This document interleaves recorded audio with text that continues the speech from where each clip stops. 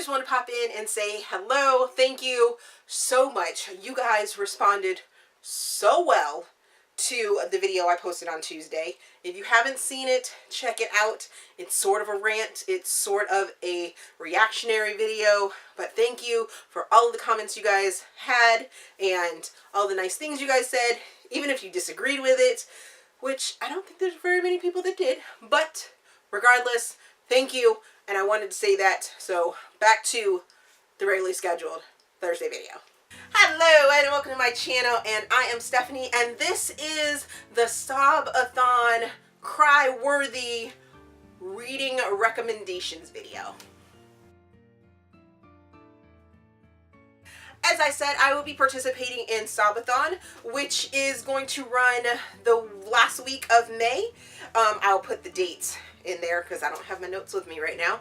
But I have 27 books that I would like to recommend to you guys for this. There are 4 categories and a readathon book, but I'll put all that information down in the description box as well. So if you guys want to join in, you can. As I go along, since there are 27 books, I'm not going to break them down into the different categories because everyone is a little different when it comes to crying and feeling emotional from the books. These are 27 books that made me emotional. And as I go along, when I talk about a book, I will put around here somewhere what it falls into. If it's a book under 300 pages or if it was a happy cry book for me. So the first book that I'm going to talk about is actually a series of standalone books that you do not necessarily need to read together to understand them. You can read them individually in any order, and that is going to be A Steel Heart, See Through Heart, and Imperfect Heart, all by Amie Knight. All 3 of those books are very cry-worthy in some aspect of another. All 3 of the books have very unique and different journeys for each one of their characters, and I just really, really enjoyed all 3 of those books. The next book I'm going to talk about is Two Wedding Crashers by Meghan Quinn. This book I definitely would say is going to be a happy cry book because it makes you feel, and then it also makes you laugh. So if you know anything about Meghan Quinn loves to bring the funny, and yes, this book definitely brings the funny, but then at the same time, it definitely brings some heart to it. The next book I'm going to talk about is A Thousand Boy Kisses by Tillie. I talked about this book in, I believe it was January, if not January, February time frame, and I listened to this on audiobook, and this story ripped my heart out. Flat out, ripped my heart out. And that's all I can really say about that, because you really need to go into this book sort of blind in knowing what the story is. Just know it's going to make you feel emotional. And if it doesn't, there might be something wrong with you. The next book I'm going to talk about is Keeping It by Rachel Robinson. This book, I would have to say, would be a happy cry for me. It is a very sweet, not as tropey story that you would think, because the subtitle for this is A Navy SEAL Meets Virgin book and romance, and you would think, that's very tropey. He's gonna meet her and he's gonna take her virginity, and you know, why is she like 26, 27 years old and hasn't slept with anybody, right? Very tropey, but totally not. It's gonna totally surprise you, and I definitely place this in like a happy sort of cry emotional book that might touch you, especially if you have any sort of connection with the military, or if you decided personally that you wanted to save yourself for that special someone. You may actually feel some connection to this book.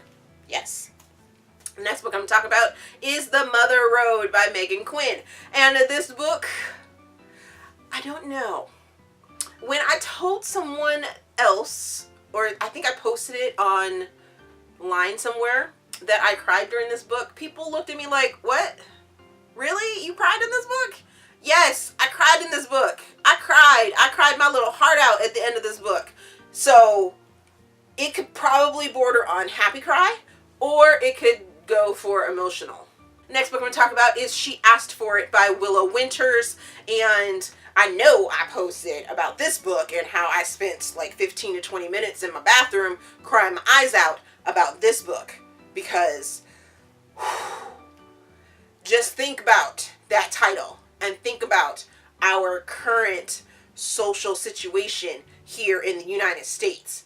And you may know what this book is sort of about. The way Willow Winters goes about tackling this subject is just, it's beautiful, it's poignant, and it makes a statement, but at the same time doesn't objectify the issue at all. If you have any connection to that situation, it may be triggering for you, so be warned about that one. But at the same time, it's definitely going to get you in those emotions. Next book I'm going to talk about is I Do Not by Letty Harper, and I definitely put this one in a happy cry sort of situation. There are some touchy subjects that go along in this book, but overall, it is definitely a happy cry. It is a situation where a family member and another family member go to Las Vegas or a family friend go to Las Vegas for a wedding, and then we zoom ahead a couple years to find out some things happened in Vegas that we don't want to talk about. Yeah. Yep. Life changes, life discovery, finding yourself.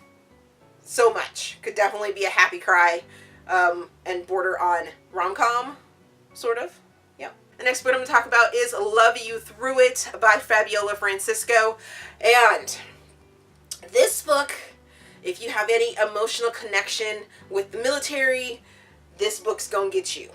That's where I come from when it comes to the emotion for this book. And yes, that's all I'm gonna say about that one.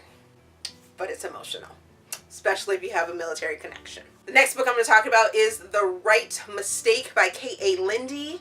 And when I listened to this book on audiobook, this book is one book out of a standalone, I would say a standalone series called The Wright Brothers, I believe it is. And there's a scene that I was listening to in public. Had I not been listening to it on my phone, I probably would have lost my damn mind. Because I had people looking at me like I was crazy when I gasped and I felt my heart crush at this moment. Just. And what's even, I don't know if it's worse or what's even surprising about it is that this situation didn't happen to the main characters for this story. The next book I'm going to talk about is An Unexpected Arrival by Steffi Walls. This book, it deals with sort of a heavy subject. It is a story about a couple and how they began together and how they ended up together. So you do a lot of flashbacking, and you have two parts to the story. You have the before, you're getting to learn about the characters and about the couple, and then you have the after, and you get to see how an unexpected arrival flips this couple on its end, and how and if they work everything out. Next book we're going to talk about is Savage, The Awakening of Lizzie Danton by L.A. Fior. And this book borders on dark for me. Our two characters have very dark pasts and very triggering past and actions that happen to them. It's very emotional, or at least it was for me. And there's this fantastical sort of connection that's there that is just moving. And the description of Scotland definitely makes me love anything Scottish, and very beautifully described book. Next book I'm going to talk about is Better by Carrie Haywood. This book came to me at like the perfect time. I had just lost a very important person in my life, and this book just spoke to me. So it will forever be on my emotional list of books that move me. It's very poignant in that it talks about what happens through loss and how to deal with loss and grief and life. Next book I'm going to talk about is Absolution Road by Rachel Blaufeld, and I would say go into this book very blind. It is part of a duet. It's the second book in the duet, but you can read them separately. You don't necessarily need to read Redemption Lane first to understand Absolution Road.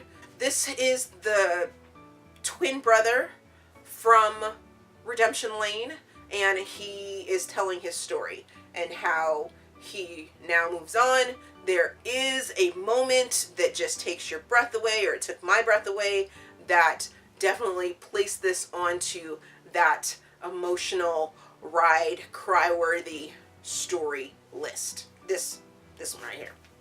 Next book I'm going to talk about is The Unrequited by Saffron A. Kent. And this book takes you through the life of this young woman that is not getting the love that she wants, and how that affects you and how do you move past that. It also deals with a teacher, so if you have triggers about teacher-student stories, you might want to stay away from this one, but know that they're in college, so they are consenting adults as it goes through, but there are some hard issues that are taken in this book. Next book I'm talking about is We Own Tonight by Corinne Michaels, and this book is probably a happy cry book. For me, it was more of an emotional cry, just because I had seen my name in books before, but I don't know why this book with my name in it hit me so emotionally. Maybe because of the situation that the character that has my name goes through, but yes, all the yeses. So I don't know if I would put it in happy cry or not, but it's definitely emotional. Next book is To See You by Rachel Blaufeld, and that is a sort of Beauty and the Beast reimagined in modern times book, and that's all I really want to say about that, because otherwise I would spoil it. And you'd be very surprised by who is the beauty and who is the beast in this story. I will say that. The next book I'm going to talk about is Love My Way by Kate Starrett, and this book right here had me on the edge of my seat all the way through it. It's so highly emotional. It is about a young woman trying to find her way and in life and everything like that. It's so very, very emotional. Next book I'm going to talk about is Dear Life by Meghan Quinn, and this book is another one of those books that's like, it's definitely not one of her happy cry books. You have 4 characters in which they all go through a trauma or life-changing event, and you see how they deal with it. Yes.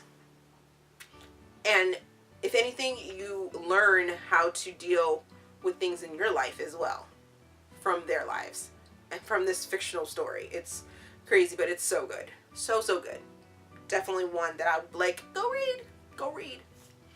The next book I'm going to talk about is Dying Wish by Margaret McHazer, and this deals with a young woman who finds the love of her life, and you learn about their relationship and their love, and you have a best friend, and you find about love and family and just being.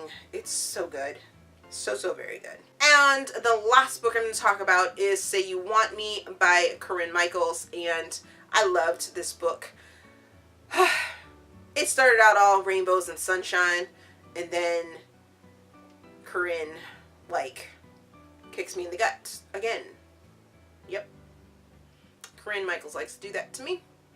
So do quite a few of the other ones. So I lied, and I said there were 27 books on this list. I actually had to cut this one short because this was running a little long, and I didn't want to run long. I don't want to be here all day long editing this video.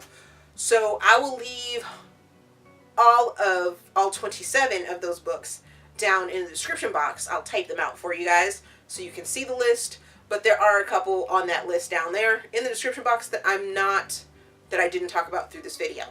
Are you participating in Sobathon? That is Sobathon. Let me know down in the comments if you are. What are your picks for the readathon?